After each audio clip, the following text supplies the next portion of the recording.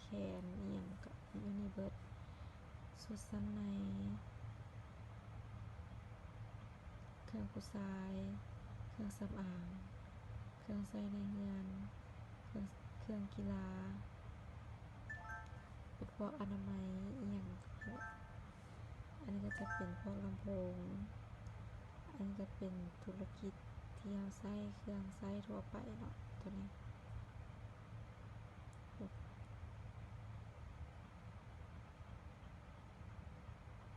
อันนี้ก็จะเป็นเกี่ยวกับพวกเครื่องไฟฟ้าเกี่ยวกับเครื่องใช้ในรถอันนี้ก็พวกอันเครื่องเรื่องสุขภาพอีกของเราเนาะมันก็จะอยู่นี่ให้เราหมดเลยแล้ววันนี้เราอยากรู้เครื่องลดราคาเนาะมันอยู่ใส่มันก็จะอยู่บนมุมนี้เลยอันนี้เครื่องลดราคาที่มันจำกัดเวลาแต่ละมื้อมันจำกัดโมงว่าโมงขายโมงขายโมงนี้8 โมงบ10 โมงก็มันก็จะขึ้นในเฮาบอนี้ในประเภทมันก็แบ่งให้เฮาอยู่ที่เฮาอยากได้แบบใดเฮาก็เลือกเอาอันนี้ก็เป็นสินค้าที่มันคือในเฮาเนาะว่าราคาเท่านี้สินค้าแนะน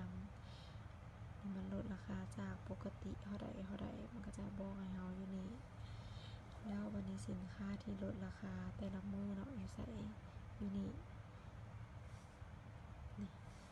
หนังสือ4 ตัวนี้กดเข้าไปเลยอันนี้มันก็จะบอกเลยว่าสินค้าลดราคา 9.9 หยวนอันนี้มันลดราคา 50% อันนี้ลดราคาจากโรงงานเนาะสมมติสินค้าลด 9.9 กดเข้าไปมันก็ราคา 9.9 ราคาบ่เกิน 9.9 ราคาบ่เกิน 19 ราคาบ่เกิน 39 เนาะมันก็จะอยู่บนนี้มันก็แบ่งโซนให้เฮาไว้จังซี่กันถ้ามันเป็นจังซี่แปลว่าเน็ตเฮาซ่าเนาะเน็ตซ่ามันก็จะบ่ค่อยขึ้นปานใดแล้วบัดนี้มาเบิ่งเครื่อง 50% กดเข้ามาอันนี้มันก็เน็ตซ่าคือกันเนาะส่วนละถ้าเน็ตบ่ซ่ามันก็จะขึ้นให้เฮาเลย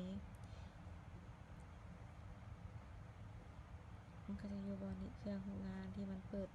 มันลดหลายเฮาซื้อหลายนะราคามันก็จะอยู่เป็นจังซี่แหละอยู่ประมาณนี้เด้อ